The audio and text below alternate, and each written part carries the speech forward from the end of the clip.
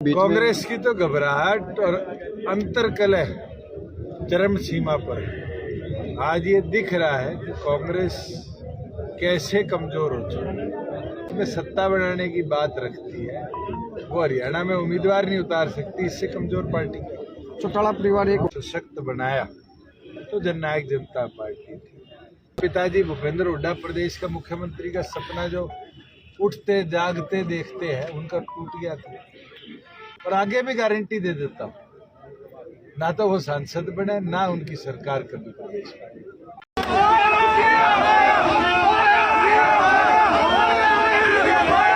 पहुंचे हैं, कार्यकर्ताओं की मीटिंग भी ली जा रही है गोहाना बड़ौदा हल्के से। सभी 90 विधानसभाओं में कार्यकर्ताओं की, बूथ योद्धाओं की, बूथ सखियों की जिम्मेवारी पार्टी निरंतर लगा रही है। कैसे आगामी विधानसभा चुनाव की तैयारी के साथ मद्देनजर रखते हुए लोकसभा चुनाव को लड़ना और उसके अंदर सोनीपत के 6 के 6 हल्कों को आज कवर किया है। और मैं मानता हूं जो जोश उत्साह कार्यकर्ताओं में है, ये आने वाले लोकसभा के लिए मजबूत पृष्ठभूमि पार्टी के लिए तय करेगी। 5 टिकटों पर घोषणा कर दी है, 5 बाकी कब होगी? पार्टी जल्द ही निर्णय करेगी और मुझे लगता है कि 5 टिकटों पर जहां संगठन को क्लैरिटी थी, वहां तो कोई डिले नहीं आया।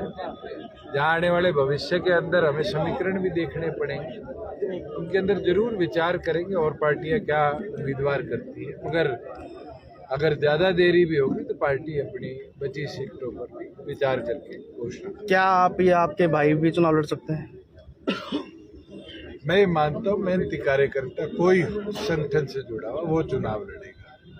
कोई बीजेपी की तरह नहीं कि उधारे 6 कैंडिडेट कांग्रेस से ले, और कांग्रेस की तरह नहीं जो उधारे लोकदल से लेके कैंडिडेट उतार रही है। एक सीट पर एक ही परिवार के 3 सदस्य चुनाव लड़ रहे हैं, क्या दिक्कत है? तो आमने सामने पहले भी चुनाव लड़े, बादल के सामने बादल लड़े हैं।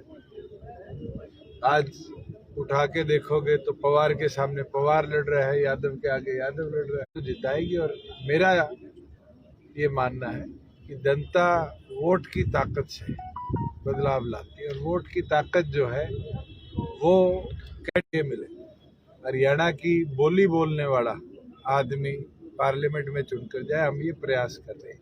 गूंगे बहरे सांसद ना चुन के जाए जो नेशनल पार्टीज के अंदर अपनी आवाज को गुम होता देखे। ऐसे सांसद चुन के जाए जो पार्लियामेंट के अंदर जाकर असलियत में प्रदेश हित की राष्ट्रीय लेवल पर बात करें। ठीक। जेजेपी नेताओं का कहना है कि किसान का चोला उठकर कांग्रेस के नेता जेजेपी के नेताओं का विरोध कर रहे हैं। पोल खुली है, एक जगह नहीं, डबाड़ी भी खुली है, भवानी खेड़ा में भी खुली है। धीरे धीरे आज के दिन ये तीसरी आंख आपकी है, ये अच्छे की पोल खोल देती है कि कौन किसका चोला पहन के कब क्या कार्रवाई कर। कांग्रेस वाले अब तक उम्मीदवार नहीं उतारे मैदान में, लगातार उनके बीच कांग्रेस की तो घबराहट और अंतर्कलह चरम सीमा पर है। आज ये दिख रहा है कि कांग्रेस कैसे कमजोर हो चुकी है। जो पार्टी इस देश में सत्ता बनाने की बात रखती है, वो हरियाणा में उम्मीदवार नहीं उतार सकती, इससे कमजोर पार्टी। चौटाला परिवार एक हो सकता है? परिवार तो आज भी एक है, पार्टियां अलग है, वो नहीं हो सकती। दुष्यंत जी जिस तरीके से दूसरा देवीलाल दुष्यंत को कहा जा रहा है, चौधरी देवीलाल ने प्रधानमंत्री से इस्तीफा दे दिया था, इसी तरह से अभय सिंह चौटाला ने किसानों के हक में इस्तीफा दिया था।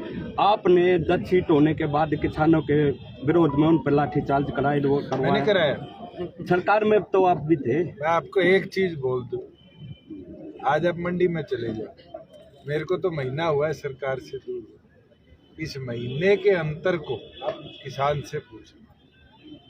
अगर 4 साल किसान की किसी ने सुध ली, किसान को सशक्त बनाया, तो जननायक जनता पार्टी थी। 300 रुपए तो सरसों पे काटे मॉइस्चर के नाम पे, एफएड ने परचेज करी अपने परचेज एजेंट के माध्यम से। वहीं आज जो गेहूं की हालात है, मैं अभी खरखोदा से आया हूँ, सुबह आपके यहाँ से गया, लाइनें लगी हुई है, मॉइस्चर के नाम पे किसान को प्रताड़ित किया जा रहा है। और तो और उठान जो है आज तक के 5 साल के इतिहास में सबसे धीमा उत्थान अगर कोई हुआ है तो इस बार हुआ। लाखों बैग्स गेहूं के मंडियों में स्टैक्ड पड़े हैं, गोदाउन तक ले जाने की व्यवस्था ये सरकार नहीं कर पाई 1 महीने के लिए। ये दिखाता है किसान हितैषी कौन थे। ठीक है सर। दीपेंद्र हुड्डा कह रहे हैं सर, एक सीट पर भी जेजेपी की जमानत नहीं बचेगी। दीपेंद्र हुड्डा तो हमारी 1 सीट पहले भी नहीं जिताता था, 10 जीती थी, इसलिए वो सत्ता से बाहर है। आज उनसे ये पूछ लो कि हमारे 10 थे, तभी तो उनके पिताजी भूपेंद्र हुड्डा प्रदेश का मुख्यमंत्री का सपना जो उठते जागते देखते हैं उनका टूट गया था। और आगे भी गारंटी दे देता हूँ, ना तो वो सांसद बने ना उनकी सरकार कभी प्रदेश में। अगली सरकार भी जननायक जनता पार्टी। ठीक है। जिस तरीके से दुष्यंत जी आप ये कह रहे हैं हम 5100 रुपए पेंशन करते ही ये प्रयास रहा है। शर्मा जो कह रहा है जो विरोध हो रहा है बीजेपी और जेजेपी का, वो गुलाबी गैंग है वो कर रही है। देखो, है तो हमारे अपने ही, इनने ही हमें सांसद चुना है, विधायक चुना है। आज किसी के मन में गिले शिकवे हैं तो बैठ के दूर कर लेंगे, भी तो 40 दिन है। और विरोध भी बोधेगा नहीं होता, मजबूत का। जिस तरीके से आज प्रदेश के अंदर किसी के कोई मन में संशय है तो एक इलेक्टिव की जिम्मेवारी है कि हम उन लोगों के बीच में जाए, उनसे चर्चा करें और आगे भी चर्चा करें। जी, एक विधायक एक पेंशन पर कितना आप समर्थन देते? जनता 10 बार चुनाव जिता के भेजेगी तो क्या दिक्कत है? उसके पास तो एक ही रोजी रोटी है। ये तो इलेक्शन स्टंट या पॉलिटिकल स्टंट होते हैं। अभी तो मैं 1 बार बनाऊं, 5 बार बन जाऊंगा तो क्या मैं 4 बार वाली छोड़ के 1 बार वाली पेंशन पे रहूंगा? तो देश के अंदर बड़ा डिबेट का इशू है। मेरे सोचने से कुछ नहीं होगा। हजारों लाखों विधायक बन चुके हैं अलग अलग विधानसभा, उन सबसे पूछो और उसमें सहमति बने तब उस पर निर्णय। विजय चौटाला ने कहा सर, हम पहले भी बीजेपी के खिलाफ थे, आज भी हैं, आगे भी रहेंगे। तो क्या जेजेपी का बीजेपी में विलय हुआ? हमने कॉमन मिनिमम प्रोग्राम के तहत अलायंस किया, सहमति बनी थी, 4.5 साल सरकार थी। अब रास्ते अलग है। ना तो उस समय विलय करने की बात थी, ना आज। राजनीतिक तौर पर हमारे विचार हमारे उनके हरियाणा को स्टेबल गवर्नमेंट देने के लिए 4.5 साल हमने मिलकर साथ चलने का निर्णय लिया और मिलकर साथ चले। इसलिए प्रदेश के अंदर आपके खुद के सोनीपत के अंदर करकोदा में फैक्ट्री ले आए जिसको भूपेंद्र हुड्डा ने गुजरात भगा दिया था।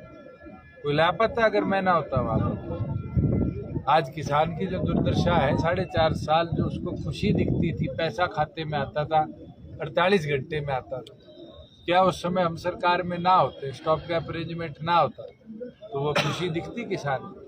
ये बुढ़ापा पेंशन की बात कर रहा था सेठी, इसे पूछने वाला हो। बीजेपी तो 18 प्रदेश के अंदर है, 18 में से एक हरियाणा ही क्यों है जिसमें 3000 रुपए? बीजेपी की तो मध्य प्रदेश में भी शासन है। तो 15 एक सेकंड यार, मेरे को बोल एक तो सारे अलग अलग माइक पकड़ ले, ये भी नहीं पता कौन से चैनल का है कौन से यूट्यूब का। चलो, थैंक यू। ठीक है जी, ठीक है।